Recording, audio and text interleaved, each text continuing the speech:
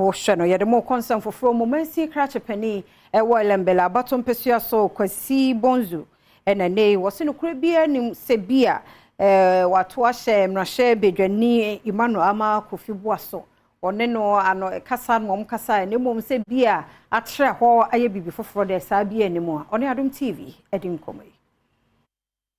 Yes, so you know what is so what is the best way for the contractor to fix the road?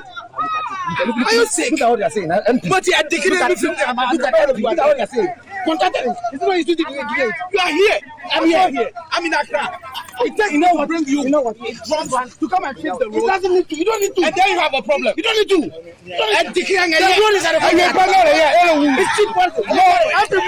No, Kasee bonzu ayensam trofo nhia mu a wode atudwa se ensam a na ewo mfonyini mu nyina no enya ade a nokure bia ewo mu woda na di se saa kwan no ebobosome e wa fimpinu ane edunu mu ena wode ma contractor se won hyase enyi mamanfo no ana dwumadie no ekoso a kosibra sutobre no ehyase eno ena ma contractor no eja adwuma ne to ho no ma bisinei won koto aso wakato aso se enyam na hyebedwani no enetua contractor ne ka se won sign kokwan no so no koto aso enyi ode ato emahebedwani no animu se de wonam a wo keka se wono ena kwansini oha ane adunu wode ama contractor se wonyi no wonyai esanse aban ena de contract no ama contractor se de be ye beboa manfo a wotimansini nim hono munyina ansam na MPD atwa bonte se ono na oye reshape no nukura bia eni nukura ba komponim nukura ne se Memphis na adwuma no wieye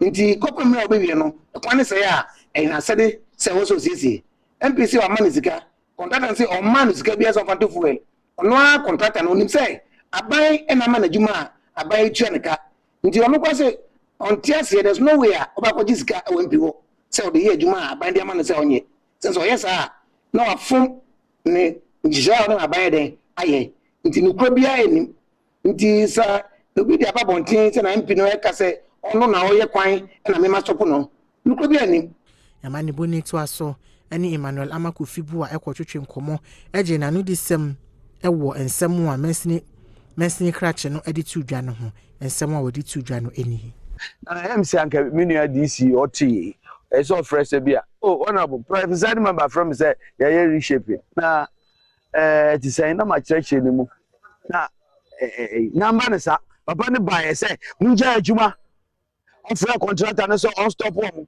engineer no Francis also catch say minjai ye adwuma ye ankaza na contract minjai die na DCE no ye sese ye twa kwan so ye so ye twa kwan so die ye twa so they didn't stop